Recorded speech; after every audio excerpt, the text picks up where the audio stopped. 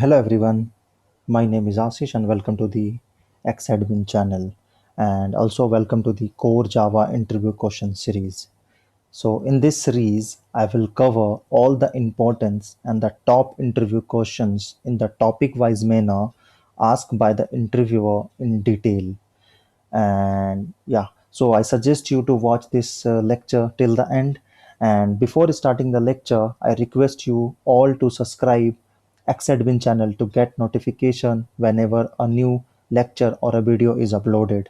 And please hit the like button at the end so that it will be encourage me to bring the more awesome interview videos for you. So in the first part of the Java interview questions video, I am going to list some of the most important Java interview questions and answers which will set you apart in the interview process. So Java is used by approx 10 millions developers worldwide to develop an application for 15 billions devices supporting Java. It is also used to create the applications for trending technologies like the big data to household devices like the mobiles and the DTH boxes. And hence today Java is used everywhere. So this is the reason why the Java certification is the most demand certification in a programming domain. So core Java interview questions will help you in preparing for Java based interviews. Whether you are a fresher or a highly experienced professionals, Java core Java plays a vital role in any Java or Java interviews. So core Java is the favorite area in most of the interview and of the interviewers and play a crucial role in deciding the outcome of your interview. So guys, without wasting any more time, let's start the discussion. So in this part, we are going to discuss five basic core Java interview questions and answer, right? So let's start our session. So first question you may get in the interview is like, what do you understand by Java or what is Java? Let's say if you are a fresher and you have gone for a core Java interview, then of course this question will be the first question for you. What is Java? So Java is a popular programming computer language. So what is a computer language? So let's understand this. A computer language is a formal language and it is used in communication with a computer. So there are n types of computer language. The types of computer language are like construction language, second, command language, a language used to control the task of a computer itself, such as starting other program, are called as command language. So third is like configuration language, a language used to write the configuration files are called as configuration language. Fourth, a programming language. So Java is a programming language. So a programming language is a formal language designed to communicate instructions to a machine, particularly a computer. So fifth type of computer language are like query language.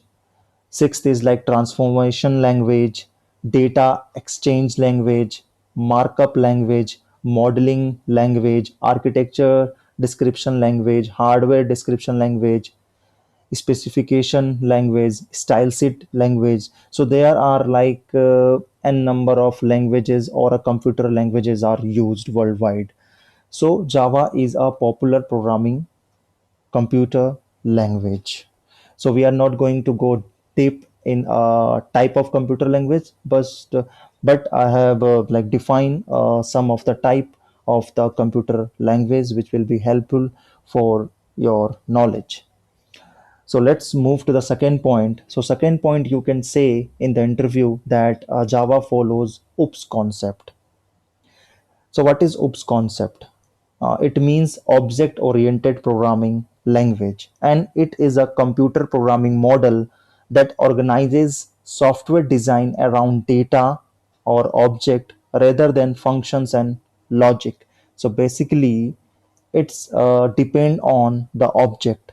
So object can be defined as a default, as a data field that has a unique attributes and like a behavior. So object is an instance of a class. So in Java, we have a class, and to access any attributes and behavior of a class, we have to create the object first. And then with that object only, we are going to access the methods or the attributes defined inside that class. So Java follows OOPS concept. So this approach of the programming is well suited for the programs that are large, complex, and actively updated or maintained. So you can say Java follows OOPS concept. So third point, you can say uh, in Java everything is object except the primitive Java type. So what are the primitive Java type? So there are basically eight primitive defined in Java. They are like in int, byte, short, long, float, double, boolean, and char, or you can say character. So these are the eight primitive Java types. Other than that, all things are object in Java. So fourth point, you can say that Java follows automatic like memory management.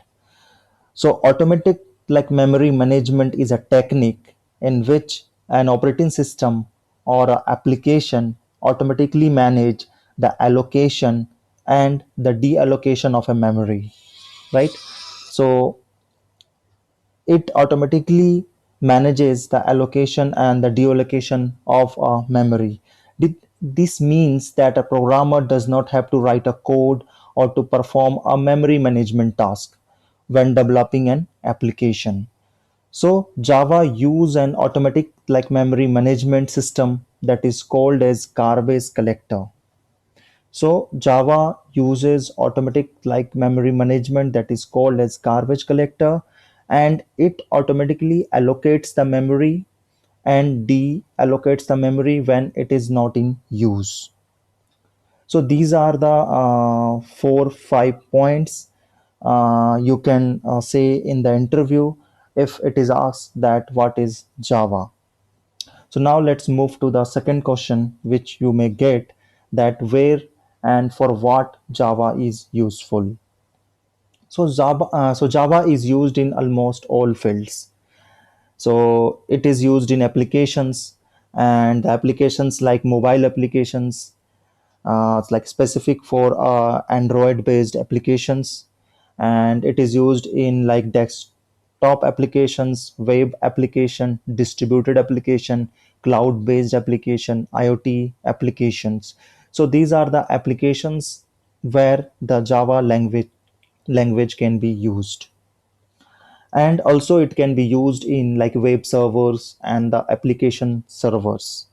Also it can be used to develop games. Inside the games, the Java can be used. Also it can be used in a database connection.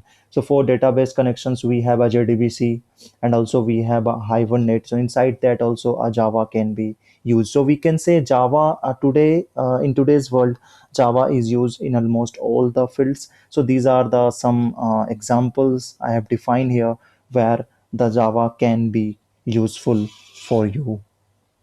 Okay, so let's move to the third question, that what is a compiler in Java and what it do. So basically a compiler in Java is a program with a name of Javac.exe. So what is compiler? So compiler is a translator that converts the high level language into a machine language. So compiler basically translate, it converts high level language into a machine language. So what is machine language? A language which can be read by only machine. That type of languages are called as machine language. So compiler converts that high level language into a machine language. So high level languages is written by a developer and a machine language can understood by the processor. So high level language which are written by the developers are known as the high level languages or a high level like program. And and the and the machine language is understood by the like and the machine language is like understood by the processor. Okay, so this is the machine language. So compiler is used to show errors to the programmer. So basically the two like responsibilities of a compiler: first, check the syntax of the language or the program the developer has written, and if there is no mistake then it generate a dot class file. Okay, so it generate a dot class file. So the main purpose of the compiler is to change the code written in one language without changing the meaning of a program.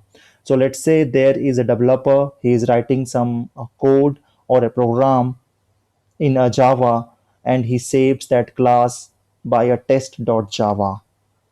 Now the it will be compiled by the Java compiler. So Java C will compile that code, and it will generate or it will give the output as Java bytecode, which is also called as test.class. So compiler will compile the code and then it will provide or it will generate the Java bytecode, and the bytecode extension will be Java test dot class. So this will be the output of the compiler, and this bytecode will be executed by the JVM, and the JVM is installed in any OS. It can be in the Windows or in Mac or in Linux. So JVM will execute this bytecode generated by a compiler.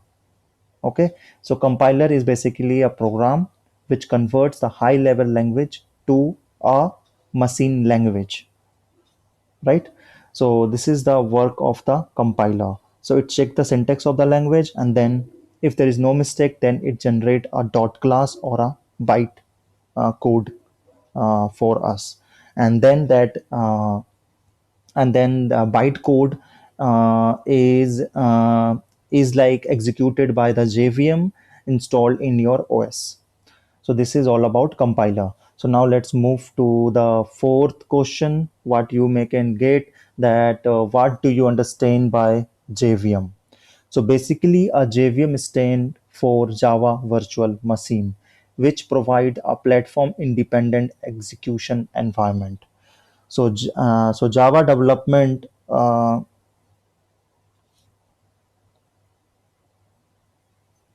so it is a virtual machine that enables the computer to run the Java program.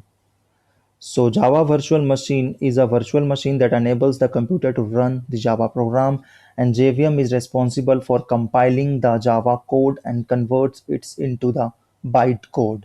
And JVM is platform independent. It means that it does not depend on the platform, and the bytecode is not dependent. So the bytecode generated by the JVM is not a platform independent, right? So let's say JVM is installed in a Mac OS, and also a JVM is installed in a Windows OS. Now, if a developer writes a code in a Windows and the JVM which is installed in a Windows, it compiles the code and generate a bytecode. So this bytecode can be ran into the Mac OS also by the JVM installed in a Mac. So it is platform independent. So basically, a JVM is responsible for compiling the Java code and converts it into the bytecode. So this is all about JVM. Now let's move to the fifth question, that is what is JDK? So JDK stands for Java Development Kit. It comes in a different version according to the Sun and the Oracle like release. So basically a Java Development Kit is a cross-platform software development environment that offers a collection of tools and libraries necessary for developing the Java-based software application and applets. So a JDK is a core package used in Java along with JVM and JRE. So it is a core package which is used along with JVM and also a JRE. So JDK provide different tools and libraries in order to compile and run into order to develop the Java application. So JDK is a platform, but here the JDK is a platform dependent because and the Java is a platform independent because that bytecode can be ran in any OS. But JDK is a platform dependent. So why JDK is a platform dependent? Because it is a program or it is application or it is a set of libraries which is built for a different OS. So for a Window OS, JDK will be different. A different libraries will be used, and for Mac OS, a different set of libraries will be used. So JDK depend on the platform, right? Which will be different for different platforms. So basically a JDK contains a Java runtime environment, that is JRE, an interpreter or a loader, and also a compiler, that is Javac, and also an archiver, that is jar. So JDK contains Java runtime environment, an interpreter or a loader, or a compiler or a archiver. So JDK is a platform dependent, right? So I hope you understand this point about a JDK. So these are the five questions I have discussed in my first part of this series. So in the next lecture, we are going to see the other important questions like what is JRE and the features of Java and the comparison between C++ and Java, and also like what is interpreter and the other important questions. So yeah, so thank you guys, and let's see you in the next lecture.